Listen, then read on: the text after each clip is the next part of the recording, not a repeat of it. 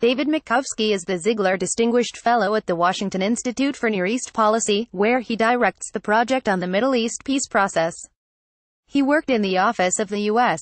Secretary of State in 20,132,014, where he was a senior advisor during Israeli-Palestinian peace negotiations. Vice President Pence went to the Queen's Museum in New York yesterday to commemorate the site of the old United Nations, which 70 years ago today voted for partition to divide the land and establish Arab and Jewish states. The question 70 years later is West Bank partition still feasible? Analysts wonder if the various players such as President Trump, Israeli Prime Minister Benjamin Netanyahu and Palestinian Authority President Mahmoud Abbas have the will to successfully launch such an effort, or if the best-laid plans will run aground for lack of political resolve.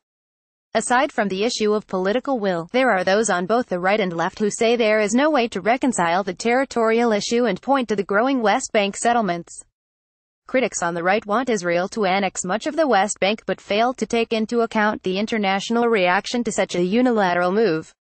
On the left, critics even want Israel to be replaced in its entirety and become a binational Israeli-Palestinian state. Both approaches are delusional. Israel is not about to commit national suicide.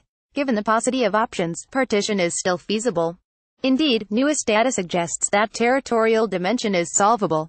A new website launched by the Washington Institute for Near East Policy called Settlements and Solutions seeks to use civilian satellite imagery to provide a better understanding of settler trends. The interplay of geography and demography in the West Bank matters, for it helps to address whether it is too late for Israelis and Palestinians to reach a compromise on the territorial issues, as well as on matters of security, refugees and the fate of Jerusalem. If we want to parse out territorial solutions, we need to delineate between two groups of settlers, for they have vastly different implications for resolving the Israeli-Palestinian conflict. Both groups live beyond the Green Line, the boundaries before the 1967 war. One group lives west of within the Israeli security barrier constructed by the Israeli government during the Second Intifada of 2005 to stymie the flow of Palestinian suicide bombers from the West Bank. The second group lives beyond or east of the security barrier. According to the Israel Central Bureau of Statistics, approximately 85% of Israelis living east of the Green Line but within the security barrier's delineated area live in approximately 8% of the West Bank, in areas largely adjacent to Israeli urban areas. This translates to just under 556,000 Israelis living inside, or west, of the security barrier and more than 97,000 living outside of the barrier. The above does not suggest that there are not demographic threats that could end a two-state option. While the ratio of 85% and 8% of the land has remained largely steady, the number of settlers has grown. In 2009, there were 70,000 settlers living beyond the barrier. As of June 2017, that number has increased by 27,000. If, in a two-state solution, there were an agreement between Israelis and Palestinians regarding the relocation of these settlers, the prospect of relocation would become increasingly difficult.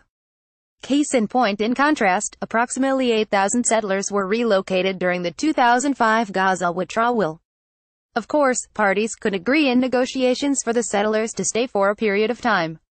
The numbers also highlight the changing nature of the settlement movement. 2 settlements out of 139 now account for almost 30% of all West Bank settlers and 46% of the growth over the last year. The 2 locations are ultra-Orthodox settlements, denoting a shift since the settlement movement was launched in the late 1960s, largely by religious Zionists who saw the West Bank as biblical patrimony and viewed themselves as political warriors in the struggle to retain the West Bank as part of the State of Israel. In contrast, the ultra-Orthodox are largely motivated by socio-economic concerns, especially affordable housing. This is a major demand for an ultra-Orthodox community in which birth rate averages are an astounding 6.9 per family. Israel needs to align its settlement policy with a two-state approach that enables Israeli-Palestinian compromise. This would be a strong signal to counter the belief, reflected in Palestinian polls, that Israel wants the entire West Bank. None of this suggests that the barrier would necessarily be the border in a final status agreement. That border would remain to be negotiated by the parties. It is not too late.